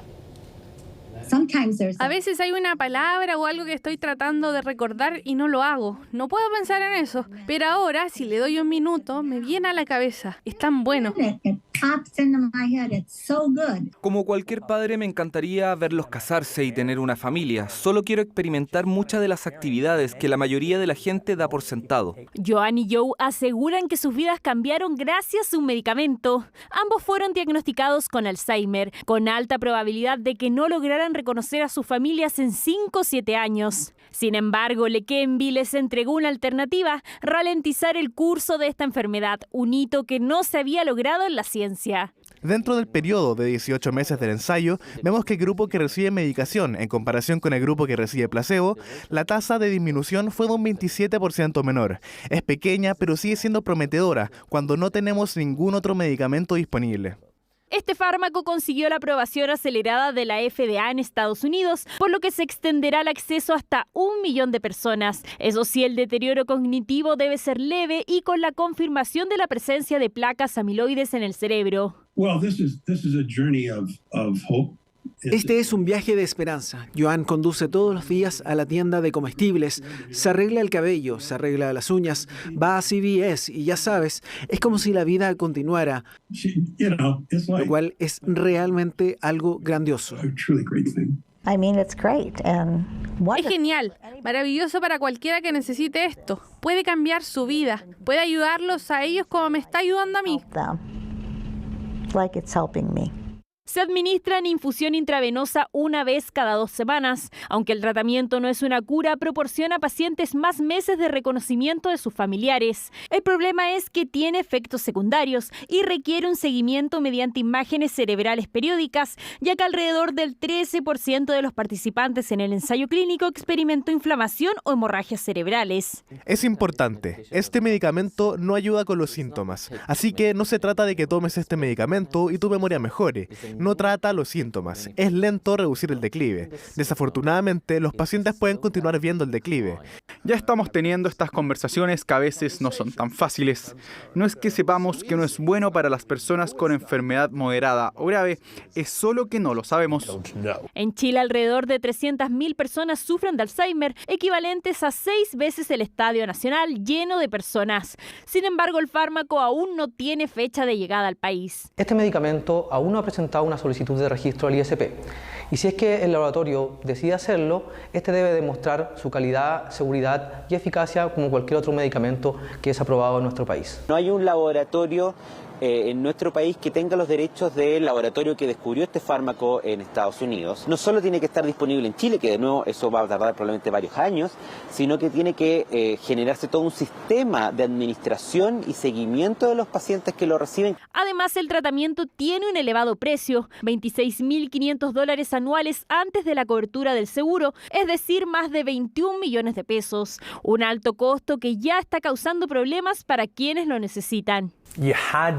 Tenías este tratamiento al alcance de tu mano y de repente tenías Medicare diciendo sí, pero no puedes acceder a eso en este momento. Estados Unidos busca que este año se proporcione una cobertura más amplia si el medicamento recibe la aprobación tradicional de la FDA. En tanto, Leqembi aún estaría lejano de llegar a Chile, pero lecanemab, el principio activo de este medicamento, está en estudios clínicos en manos de otros 2 laboratorios, lo que podría acelerar su distribución. Además, los avances permiten abrir nuevos estudios, ya que por ahora aún no existe una cura para la enfermedad.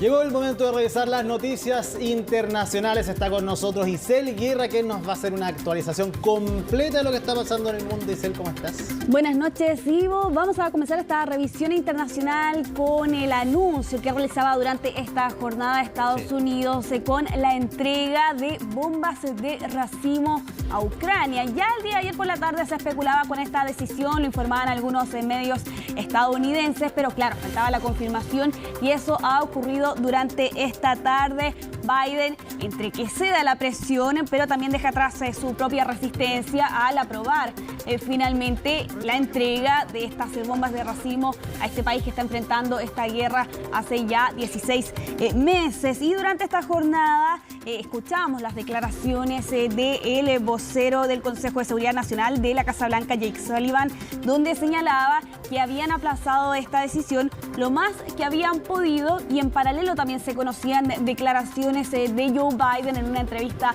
con CNN que va a ser emitida el próximo día domingo, y donde también señalaba que esto no era una decisión fácil. ¿Por qué, Ivo? Porque estas bombas de racimo son consideradas crueles. De hecho, más de un centenar de países ha firmado allí una convención el 2008, la Convención de Oslo, para justamente prohibirlas, porque son bastante peligrosas para la población civil, teniendo en cuenta y partiendo de la premisa que al ser disparadas o lanzadas esparcen pequeñas bombas en una amplia zona, pueden llegar a extenderse hasta por 3 hectáreas, y ese no es el mayor problema, sino que a esto se suma que pueden pasar años, Ivo, hasta que finalmente explote una de estas pequeñas bombas. En el territorio, en la zona. Exactamente, y eso perjudica sobre todo a los civiles, para qué decir de los menores de edad.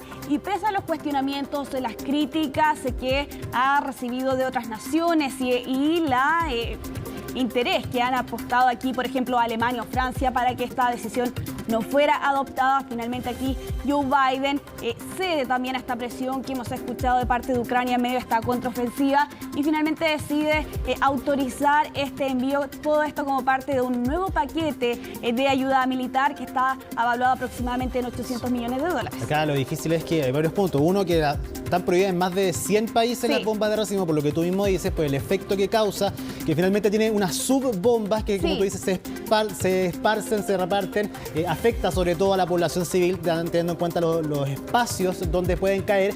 Y por otro lado también es el uso que Ucrania le podría dar a estas bombas, porque finalmente se podrían dar, pero lo que venga de acá es más cómo se ocupen, dónde puede afectar, eso también puede generar un problema mayúsculo. Y de hecho, durante esta jornada, Ivo, y como tú bien lo señalabas, desde la Casa Blanca apuntaban a que Ucrania había aquí comprometido un uso responsable, teniendo en cuenta estas características que tiene este armamento.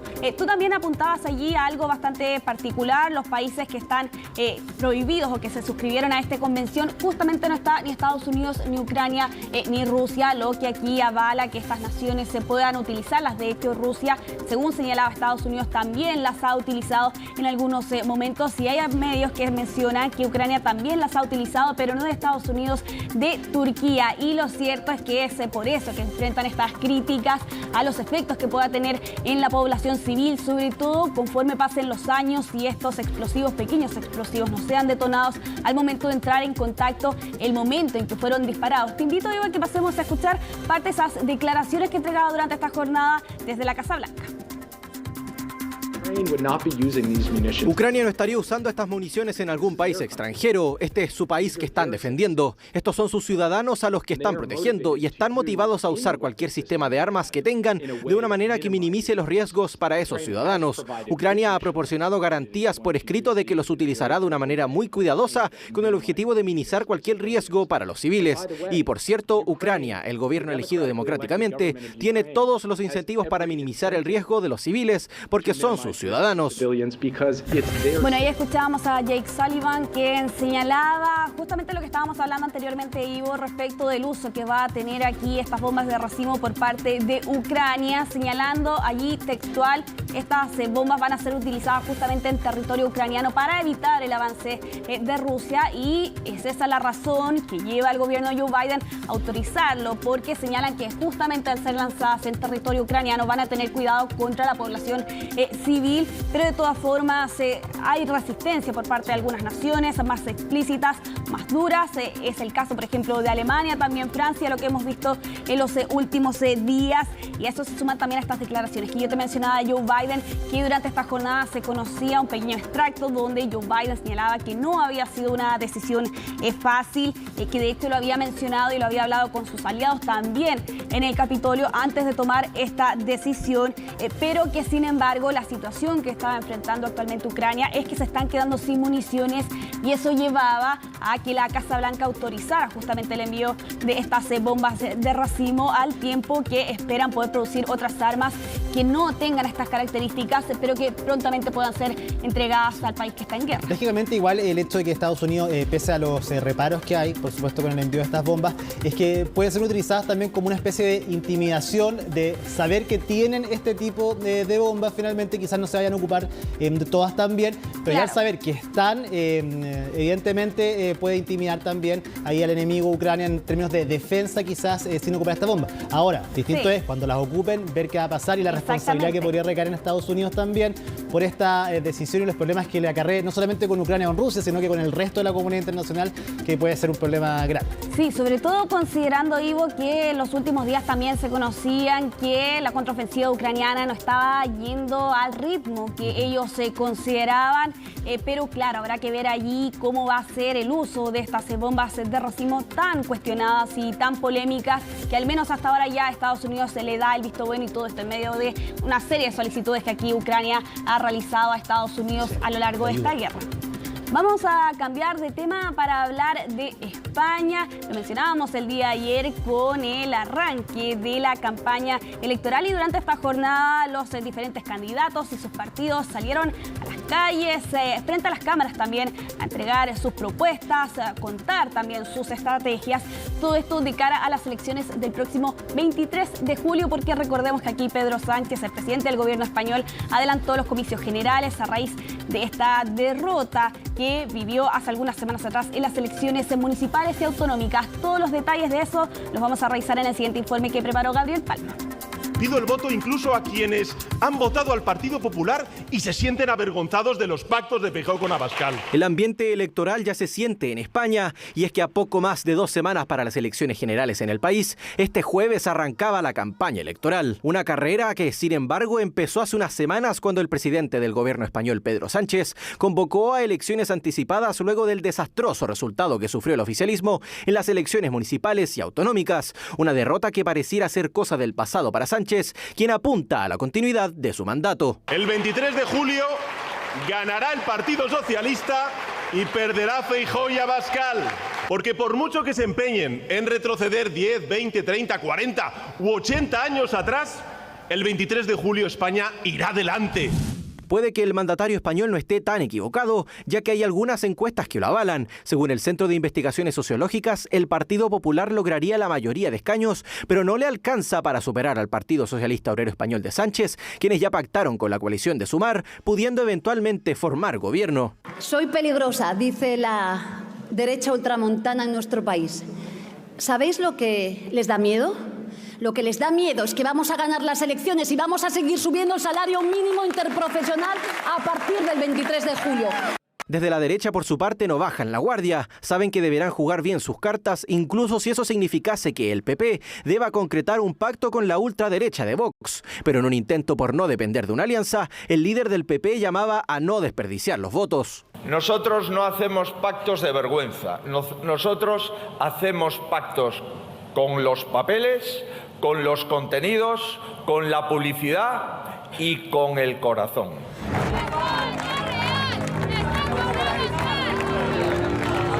La extrema derecha de Vox salió empoderada de los últimos comicios, por lo que amenaza seriamente con quitarle votantes a la derecha tradicional. Afrontamos esta campaña con una extraordinaria preocupación, teniendo en cuenta cuál es el comportamiento del otro partido que debería construir la alternativa junto a nosotros.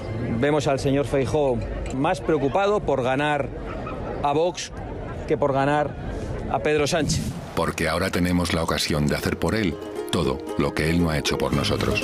La campaña electoral comenzó con todo y las figuras políticas de más peso en la escena española, Sánchez y Feijóo, se verán las caras este lunes en el primer y único debate televisivo, instancia que según los analistas podrán definir el curso de los próximos días y con ello evidenciar quién tiene más posibilidades de formar un nuevo gobierno. Es el único probablemente, digamos, encontraron que haber entre Núñez, Reyó y digamos, Pedro Sánchez, un cara a cara donde se espera que se definan muchas cosas y que se definan justamente frente a la próxima elección del 23 de julio. De esta manera y con miras a la conformación de los gabinetes, los analistas aseguran que los extremos políticos se verán perjudicados en los próximos comicios debido a su carácter divisorio en la sociedad española, por lo que el PP y el PSOE deberían considerar las alianzas con Vox y Sumar, respectivamente. Las elecciones del 3 de julio, no diría yo que son una tómbola, pero es evidente de que va a haber, yo diría, una reasignación de votos donde los partidos que están mucho más a los extremos de cada uno de estas áreas ideológicas, en definitiva se van a ver perjudicadas. El país ibérico enfrentará nuevamente un momento crucial en su política, al tiempo que tendrá que asumir desafíos que pondrán a prueba su capacidad de mantener su estabilidad interna. Bueno, nos vamos a trasladar hasta Brasil con estas imágenes que vamos a revisar a continuación. Tremendo. De este derrumbe que se registró en un edificio en la ciudad de Paulista, esto en el estado de Pernambuco, y es un hecho que se registró a las 6 de la mañana de este día viernes y que lamentablemente, Ivo, deja 6 personas fallecidas en una cifra actualizada que han proporcionado aquí las autoridades brasileñas y con también otras cifras que han proporcionado de 3 sobrevivientes rescatados en medio de esta emergencia, así como también 7 personas que están desaparecidas, entre ellos 2 hombres, una mujer y 4 menores de edad. De hecho, Ivo, hay un registro que ha dado vuelta en las redes sociales del momento en el que se registró el derrumbe de este edificio y al menos hasta ahora se está investigando la causa. Lo pueden ver allí, el estado en el que quedaron estos escombros. No está claro qué causó el colapso, pero hay 2 factores a considerar. El primero, las intensas precipitaciones que se han registrado las últimas 2 semanas en esta zona de Brasil. Fuertes lluvias que han generado otros derrumbes, otras inundaciones. Pero el otro factor a considerar es respecto del estado de este inmueble que había sido clausurado por las autoridades en 2010 con una orden judicial, pero sin embargo, pese a esa orden, exactamente años después, nuevamente los dueños, los propietarios de los departamentos de este edificio volvieron a ocupar justamente este inmueble y de hecho, en 2018 el cuerpo de bomberos había alertado justamente del estado en que se encontraba este edificio e insistía nuevamente en básicamente a sacar a la gente de aquí y de hecho los medios locales apuntan a que el día de ayer también una aseguradora hacía esa misma advertencia, pero sin embargo durante esta mañana, eso de las 6 de la mañana, se registró este derrumbe que con una cifra actualizada deja 6 personas fallecidas, al tiempo que se está llevando también a cabo esta búsqueda de posibles otros sobrevivientes porque todavía hay otras 7 personas que están desaparecidas. Es una búsqueda que va a continuar durante esta noche con perros de búsqueda, también con equipos de rescate en este lugar para evidenciar, pero sobre todo para poder encontrar a estas personas que están desaparecidas. Pero claro, y lo hemos dicho en otras oportunidades, con cada hora que pasa, las probabilidades de encontrar sobrevivientes disminuyen, exactamente. Pero lo de Colombia nos dejó al menos una esperanza de que pueden pasar los días y se pueden encontrar. Lo importante acá sí es que hay que estar atento a las condiciones climáticas, es que sigue lloviendo, eso dificulta también el trabajo de las labores de rescate y también se necesitan las condiciones, el orden también, poder despejar la zona rápidamente. Bueno, sigue lloviendo en esas imágenes, estos edificios que lamentablemente es un problema que aqueja a muchísimos países de nuestra región, que tiene que ver con el tema de la vivienda y que muchas veces pese a las advertencias, las personas igual vuelven a estos lugares y es muy difícil también poder sacarlas. Sí, y de hecho, en el caso concreto de esta zona de Brasil, a unos kilómetros de allí también se había registrado un derrumbe similar en otro edificio. Y claro, aquí las condiciones meteorológicas, estas intensas precipitaciones que se han registrado en los últimos 14 días, claramente no ayudan, pero de todas formas se está investigando la causa que habría originado este derrumbe, que al menos hasta ahora deja 6 personas fallecidas, 3 personas sobrevivientes y la búsqueda que continúa con estas 7 personas que están desaparecidas.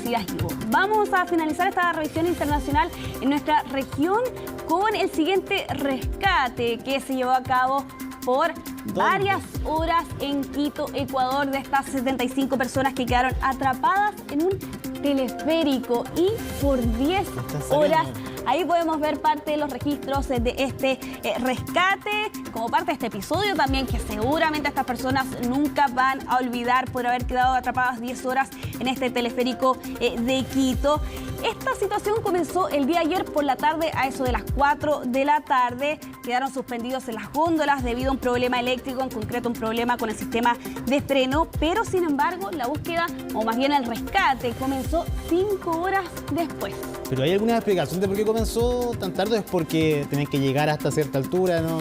Lo que pasó primero es que se demoraron 2 horas los operarios de este teleférico en alertar que efectivamente estaban, desde el inicio todo mal, todo complejo con este rescate. Tardaron 2 horas en avisar que habían personas que estaban atrapadas. Después, este mismo operador de este teleférico intentó rescatar a estas personas, pero sin éxito, y recién a las 9:30 de la noche, habían pasado 5 horas, recién allí llegaron los rescatistas con un rescate que se extendió hasta la madrugada para poder sacar a todas estas personas que habían quedado atrapadas en estas góndolas y que iban por un día de paseo, pero sin embargo tuvieron que enfrentar toda esta situación. De todas formas, este teleférico fue clausurado posteriormente a este accidente para poder esclarecer exactamente qué fue lo que ocurrió. Sí, es difícil porque 10 horas y cualquier movimiento arriba hace un movimiento pendular, y la gente que tiene miedo, quédate quieto ahí todo el rato. Para quienes se están preguntando en sus casas, con vida y sin lesiones, todas las personas fueron rescatadas.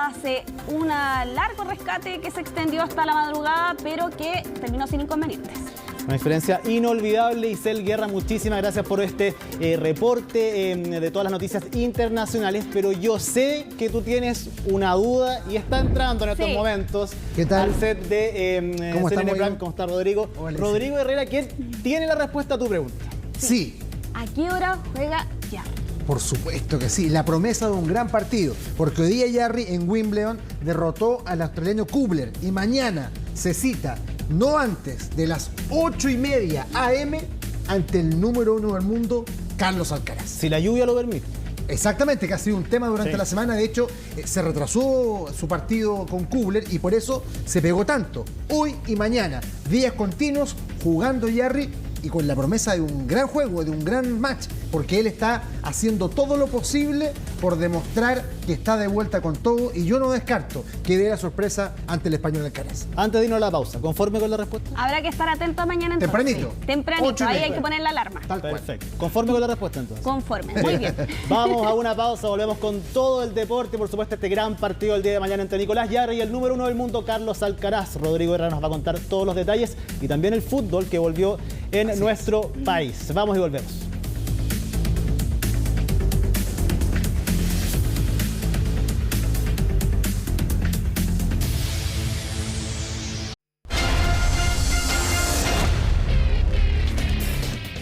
Nicolás Jarry ha tenido una semana de ensueño en Wimbledon. De hecho, en el ranking online de la ATP ya está en el lugar 25 del mundo y podría ascender un poco más. Hoy día derrotó al australiano Jason Kubler en 4 mangas y se va a citar mañana a las 8:30 de la mañana, hora chilena, ante el número 1 del mundo, Carlos Alcaraz, que a su vez está también intratable. No ha cedido un solo set en todo lo que va de la competencia. ¿Cómo pilla a Jarry este duelo? ¿Hay opciones de derrotar al tenista más importante del planeta hoy por hoy? Revisemos la nota.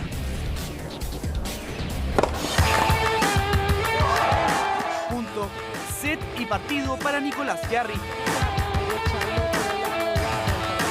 Nuevo triunfo del número 1 de Chile en un Grand Slam y otro hito positivo en un 2023 fuera de serie para el actual 28 del mundo y que semana a semana sigue subiendo en la tabla. Orgullo, después de tanto tiempo, es mi torneo favorito, así que contento. Ha sido partido complicado, con situaciones complicadas, así que he batallado muy bien, estoy contento con eso y nada, ilusionado por todo lo que se viene también. Triunfo en 4 sets contra el australiano Jason Kubler y primer paso en su carrera a tercera ronda de Wimbledon, ronda de los 32 mejores que lo pondrá en un desafío mayúsculo por delante, medirse ante el número 1 del mundo. En el court central de Wimbledon, la catedral del tenis, Nico Jarry deberá enfrentar al español de 20 años, Carlos Alcaraz. No cambia, mi ecuación no cambia según el rival. Tengo que estar más sólido o menos sólido, o puedo estar un poquito más agresivo, jugármelo un poquito más o no, pero no, al final yo me mantengo en lo mismo. Great players, playing here on grass that felt. Pero hay muchos grandes jugadores jugando aquí sobre hierba que se sienten muy cómodos sobre hierba, entonces tengo que estar muy concentrado hasta la final. Let's see if I reach the final or not. Viene de ser semifinalista en Roland Garros y es uno de los llamados a ser la próxima gran estrella del tenis mundial tras la era del Big Three.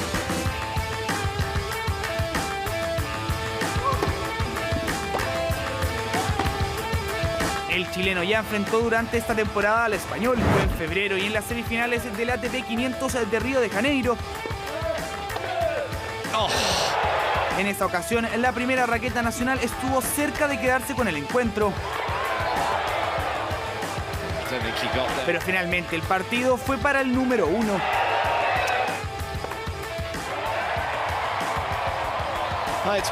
Pero ahora en la vuelta ya está demostrando el gran nivel que tiene, el buen jugador que es, y que dentro de nada lo tendremos otra vez dando guerra en los buenos torneos.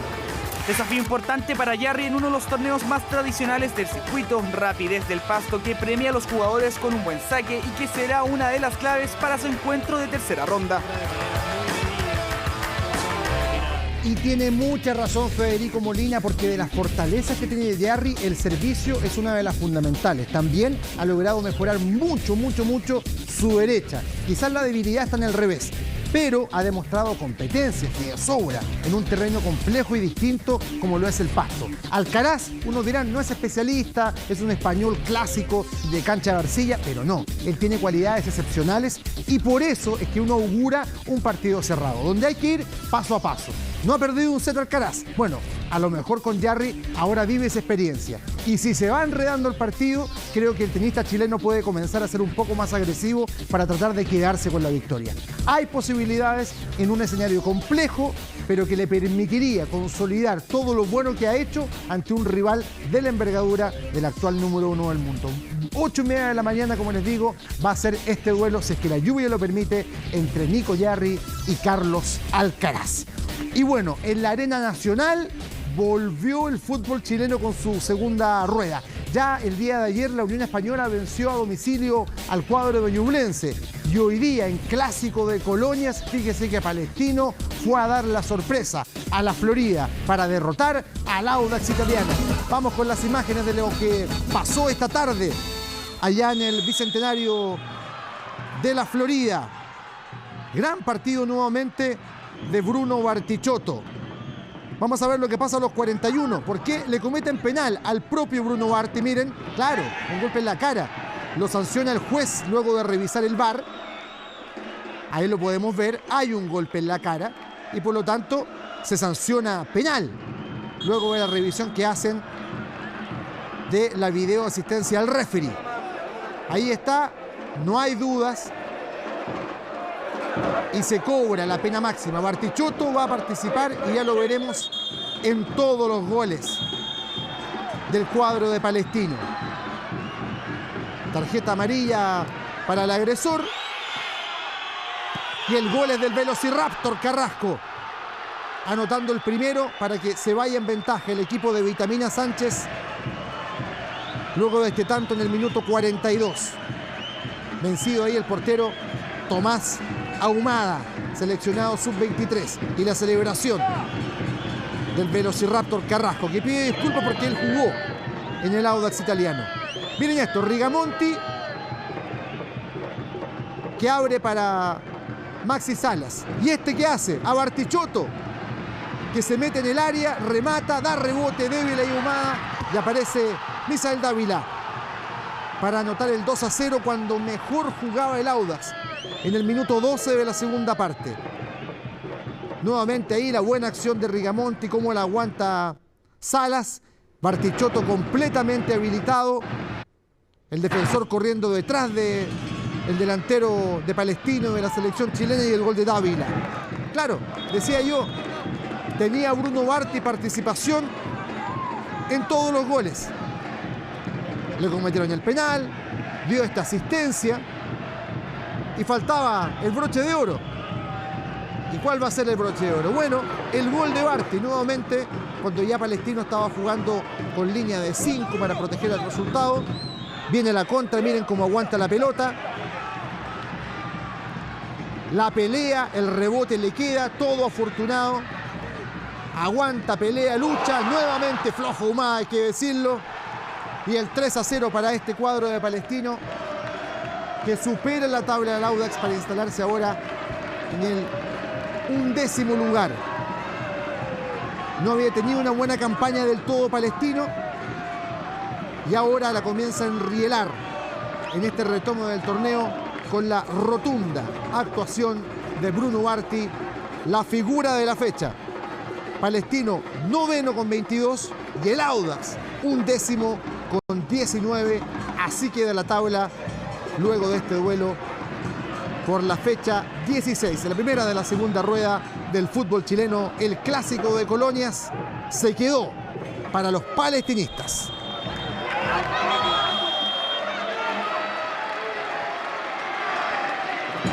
Muy buen partido, por supuesto. Excelente resultado para Palestino y de sazón con el Audax, que va a estar jugando Copa Sudamericana ante Ñublense la próxima semana.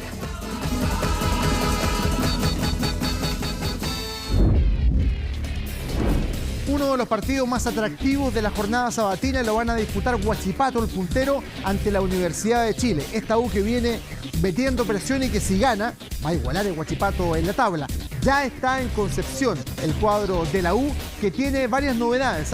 Se ratifica la línea de 3 atrás, con Nery Domínguez como líbero, con Saldivia y Casanova como stoppers. Por otro lado también la delantera la van a conformar Nico Guerra y el Chorri Palacios.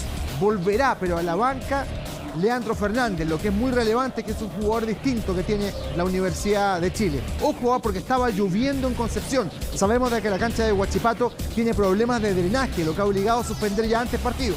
Pero se presume de que esta lluvia no se extendería durante la noche y el partido programado para este día sábado a las 12:30 se jugaría sin lugar a dudas. ¿Qué piensa el técnico azul Mauricio Pellegrino de enfrentar al puntero?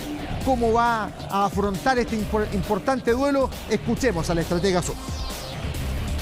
Creo que tenemos que centrarnos en el partido, que es un gran partido. Para mí, entre uno de los mejores equipos de la liga hasta ahora. Y vamos a necesitar de mucho y estar centrado en el encuentro para poder tener posibilidades. Lo segundo, nunca se sabe lo que va a pasar con los futbolistas. Mi deseo era traerlo a Matías, mi deseo es que siga mejorando junto con el equipo y yo creo que el club siempre va a querer tener a los futbolistas que le den rendimiento. La cara de Pellegrino lo dice todo, porque lo más probable es que no hayan refuerzos ya para este segundo semestre en la Universidad de Chile, que se queden con lo que hay. En todo caso, ha hecho mucho comparado con los torneos anteriores. Este partido es clave. ¿Por qué? Porque Huachipato de local se hace muy fuerte. Si bien viene de igualar con Magallanes en un duelo trazado de la primera rueda, es un equipo que ha construido su fuerza jugando en el estadio Cap Acero. Por lo mismo, mañana es uno de los partidos más desafiantes para la U, que tiene el retorno de Fernández, que cuenta con más herramientas, que ratifica a Sadi como titular y que continuará con Osorio en el banco de suplentes. Más tarde, también en jornada de sábado, pero en el Estadio Santa Laura, la Universidad Católica se va a enfrentar a Everton. Una vez más, claro, porque también es el rival de la siguiente ronda en la Copa Chile. Bueno, en el Santa Laura entonces podremos ver el retorno a las convocatorias de Clemente Montes, el delantero cruzado que estuvo 6 meses en el Celta de Vigo B, que no pudo quedarse, finalmente no compraron su pase y que ahora retorna y deberá partir desde abajo, porque recordemos de que está Aravena como una figura ya consolidada y titular, Sampedri, que viene saliendo de una operación pero que también es número fijo, Franco Di Santo como otro nombre que aparece recurrentemente en delantera, y hay que ver el lugar que ocupa ahí peleando un puesto con Gonzalo Tapia. Era muy considerado Montes por el técnico de la Católica, pero claro, ahora todo parte de nuevo una vez de que retorna de España, viendo frustrada la chance de quedarse en ese país. Y a propósito también de lo que va a ocurrir mañana con Everton, de la ausencia de refuerzos más allá del retorno de Montes de la Católica, hay un tema que hace rato está rondando San Carlos de Apoquindo, y que es la posibilidad de repatriar a Gary Medel. Hoy por hoy Gary Medel está a punto de firmar en el Vasco da Gama y seguramente lo va a hacer ya a comienzo de la próxima semana. Pero hay un sueño que desglosa de esta manera el gerente deportivo de Cruzados, el Tati Burjubasic. Le gustaría que Medel, después de Vasco da Gama, regresara a la Católica para la reinauguración del Estadio San Carlos de Apoquindo. Así lo dijo el Tati.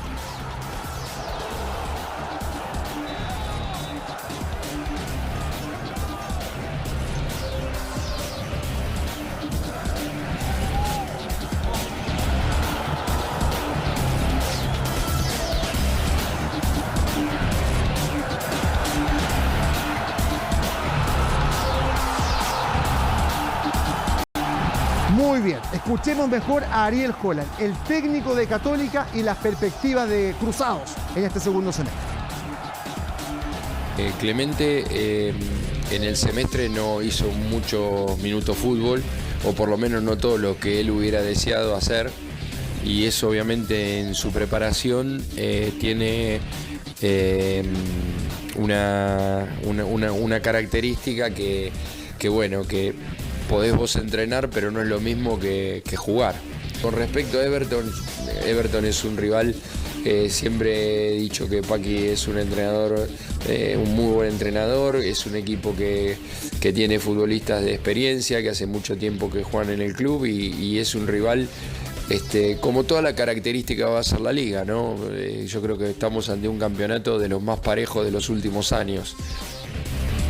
Si bien esta Católica de Holland está a 6 puntos del líder, lo que no es tanto, es posible remontarlo quedando toda una rueda, futbolísticamente está muy al debe. Y lo que hemos visto después de la intertemporada, yo creo que tampoco deje tranquilo al hincha cruzado. Tiene que haber una mejora real en el juego, en las herramientas para llegar al arco rival. Ahora que vuelve Sampedri, por supuesto que es una novedad muy relevante, porque es un hombre claramente de un perfil goleador que es fundamental en el fútbol chileno, pero también hay una deuda desde lo técnico, hay una deuda desde también la historia de la Católica con el buen fútbol que se ha extraviado en el último periodo, más allá de que todavía está en competencia, porque no es que la Católica en el fondo haya hecho un torneo para estar a 6 puntos del líder, es que el campeonato es irregular porque ha sido mediocre. Esa es la verdad. Les contaba antes la historia de lo de Gary Medel, el jugador que está a punto de firmar ahora en el Vasco da Gama a sus 35 para 36 años, y que algunos ya ven más lejana la posibilidad de que retorne a la Católica. Les decía que hay un plan, hay una idea. Este año y la mitad del próximo lo va a jugar en Vasco da Gama. Y luego hay un sueño cruzado, que es verlo con la camiseta de la UC una vez que se reinaugure San Carlos de Apoquindo. Y eso va a ser a fines del próximo año o a comienzos del 2025. Por lo tanto, esa es también la gran esperanza que tiene el cuadro de la Católica, y aquí lo refleja José María Burjubasic. Con respecto a Gary y a jugadores que han jugado mucho tiempo en Europa y son jugadores realmente de un nivel que no hay que evaluarlos ya, hay que solamente felicitarlos por la carrera que tuvieron. Siempre digo lo mismo, ellos son los que un poco deciden cuándo quieren volver. O sea, yo me imagino ¿qué podemos ir nosotros a ofrecerle a Gary para que venga desde lo económico? Hoy que no tenemos un estadio para jugar. Pero creo que el tema es al revés. El día que Gary quiera venir nos va a decir quiero ir y nosotros tenemos que armar una estructura y un contrato y las condiciones para que lleguen y jueguen. Yo creo. Bueno, como todos los días domingo estamos adelantando lo que viene en los Juegos Panamericanos y Parapanamericanos, conociendo los perfiles de los principales deportistas chilenos que nos van a representar con la ilusión de una medalla para nuestro país. Este domingo va a ser el turno de Juan Carlos Garrido, halterofilia paralímpica. Él es bicampeón panamericano, pero ahora quiere cumplir también con una meta que involucra a toda la familia: ser campeón en su tierra, en Chile.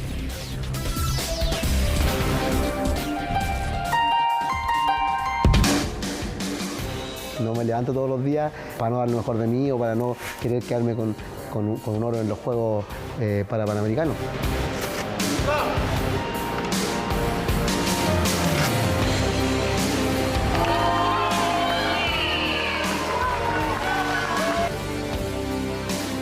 Hay otros que quieren todo lo que tiene él en poco tiempo. Entonces yo decía, oye, esto es todo un proceso.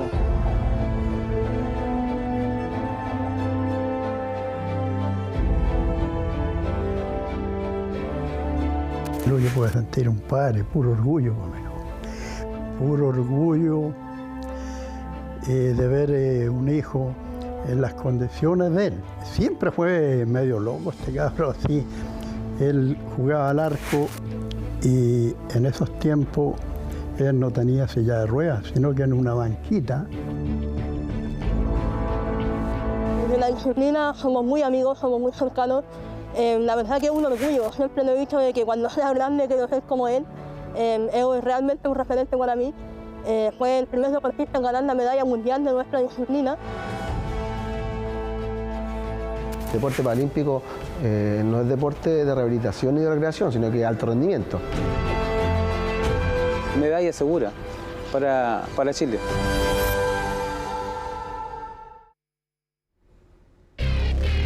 A 100 días y moneda de los Juegos Panamericanos y Parapanamericanos, el ejemplo de Juan Carlos Garrido en términos de resiliencia y también de capacidad de lograr los sueños es tremendo, y conoceremos su historia en profundidad este día domingo a partir de las 20:30 horas en CNN Prime. Con esto cerramos el informe deportivo. Nos vamos a la pausa y el retorno Ivo vuelve con más informaciones. Que pase una linda noche y un mejor fin de semana. Chao, chao.